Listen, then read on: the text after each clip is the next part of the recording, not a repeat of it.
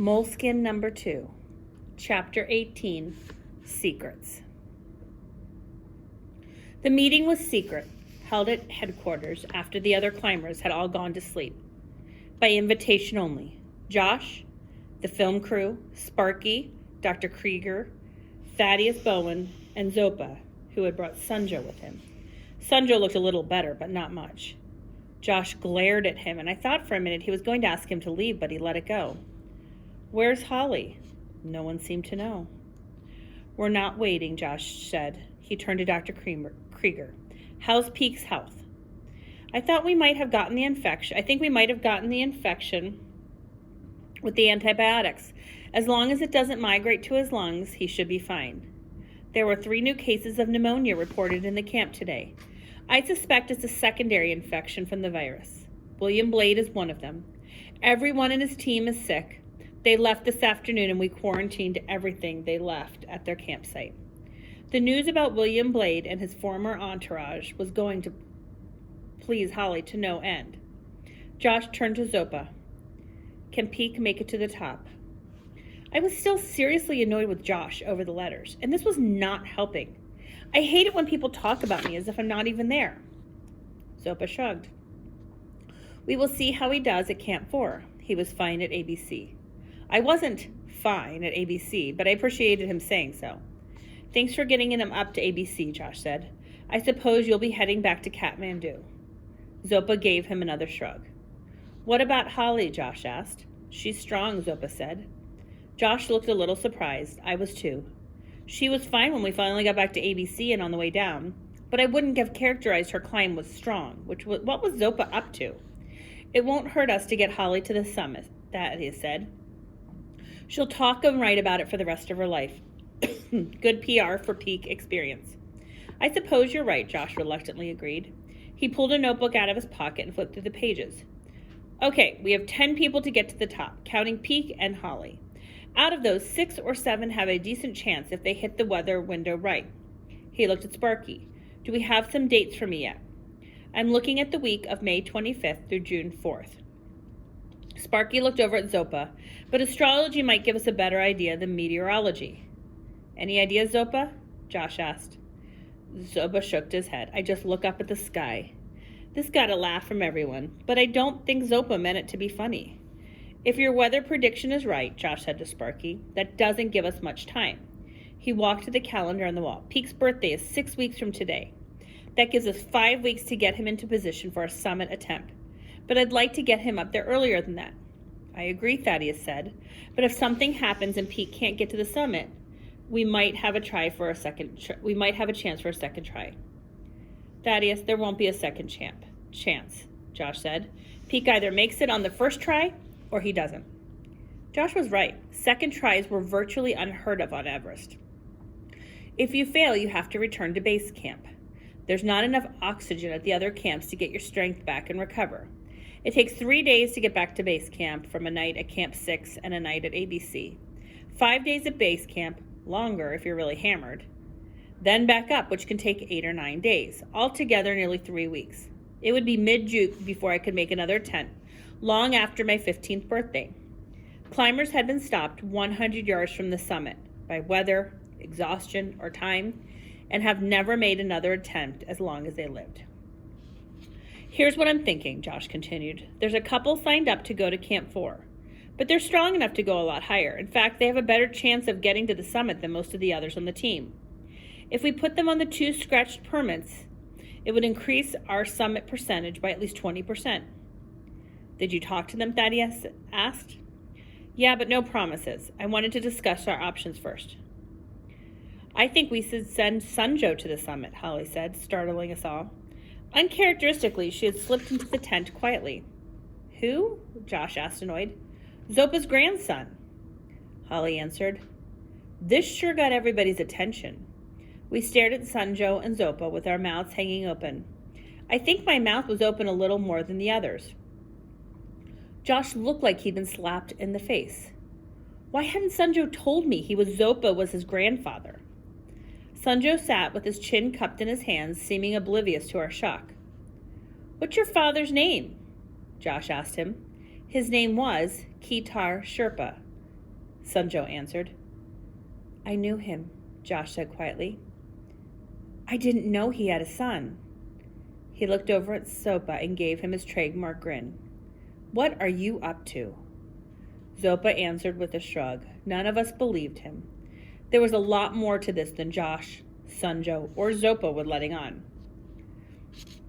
Josh looked at Sunjo. How old are you? I'm 14 years old. I think we have just gotten the main reason Zopa had agreed to leave the Adrainian temple and take me to base camp. Josh was no longer grinning, nor was anybody else, especially me. I considered Sunjo a friend. He must have known about the summit attempt back in Kathmandu. He certainly knew that Zopa was his grandfather. And I should have guessed something was up when Zopa outfitted him in my climbing gear. Holly clearly had been let in on the secret, which might explain why Zopa had all but carried her up to ABC. When is your birthday? Josh asked. Sunjo looked at Zopa, who gave him a nod. May 31st. 6 days before my birthday. Josh was visibly relieved, but only for a second. How do we know that? Thaddeus asked. Sunjo reached into the pocket of my parka, and produced a tattered piece of paper sealed in a Ziploc bag. He pulled out a paper and handed it to Thaddeus. This is in Nepalese, Thaddeus said.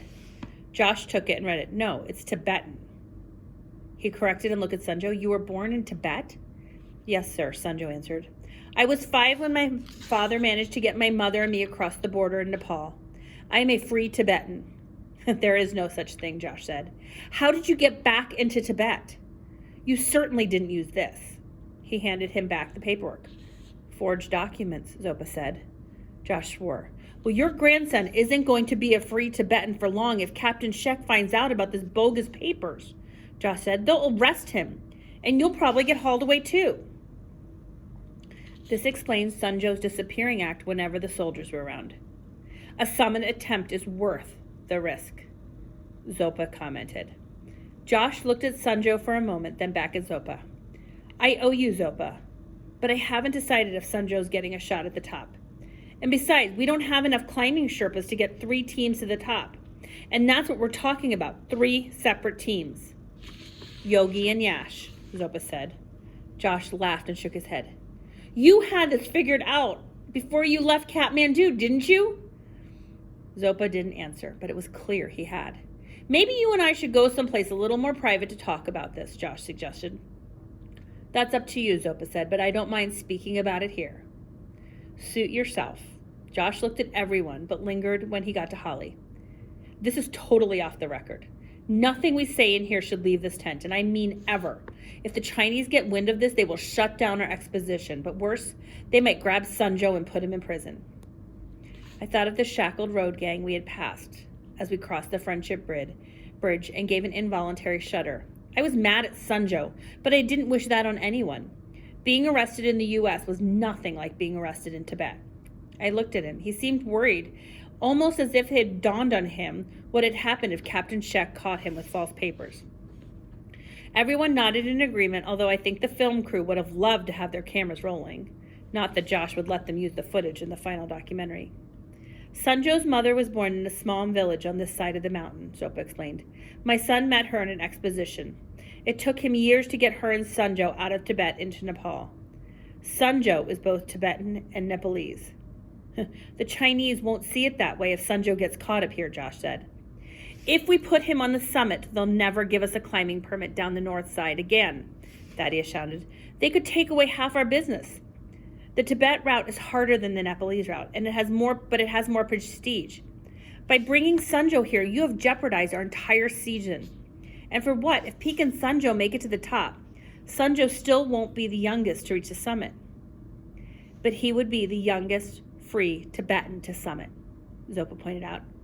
It's a matter of national pride. We're in business, Thaddeus said, not politics. What's the difference, Zopa said. Enough, Josh said. He looked at JR. How's the filming coming? Okay, JR answered. We have some decent climbing sequence, a couple of good interviews. I cringed a little hearing this. He couldn't be talking about the interviews with me. Any footage of Sunjo? A lot. He and Peek have been climbing together. What are you thinking? Yeah, Thaddeus asked a little belligerently. What are you thinking? I'm not sure yet, Josh said. He looked at me. How do you feel about sharing the glory? You've got to be kidding me, Thaddeus said. Josh ignored him. What do you think, Peek? I wasn't doing this for glory. Or was I? I looked over at Sunjo and Zopa, and they were both stone-faced. I was furious with both of them. Sunjo more than Zopa, because Zopa never told anybody anything. I wanted to tell Josh to send Sunjo packing back to Nepal, but instead, without much enthusiasm, I said, it's okay with me. Can I talk to you, Josh? Thaddeus asked. Alone? Sure. After they left, everyone sat there for a few moments without saying anything. JR broke the silence. Poker? And he pulled a deck of cards out of his parka. Might as well, Sparky said. Josh and Thaddeus could be a while. I'm in, Holly said. I walked over to where Sunjo and Zopa were sitting. Thank you for supporting me, Sunjo said. You should have told me. I did, Sunjo said, glancing at Zopa guiltily, at least indirectly. Our first night at ABC, I talked about how if we got to Camp 4, we had a good chance at the summit. He was right about it being indirect. I barely remembered the one-sided conversation. That's pretty lame, I said. Zopa came to his defense. Sunjo did not know in Kathmandu, he said. He thought I was taking him to become a Sherpa. It wasn't until we were on our way to ABC that I told him about the summit. So Josh and I weren't the only ones Zopa played cagey with. I glanced over at the poker game, which was in full swing, with a pile of money in the center of the table. They were lucky Zopa wasn't playing. I'm going over to the mess tent to get some tea, Zopa said. I waited until he was out of the tent, then asked Sunjo why he hadn't told me that Zopa was his grandfather. Zopa thought it was best if we kept that to ourselves, he answered. If Zopa asked me to keep something to myself, I probably would have too. But it still bothered me that Sunjo didn't tell me.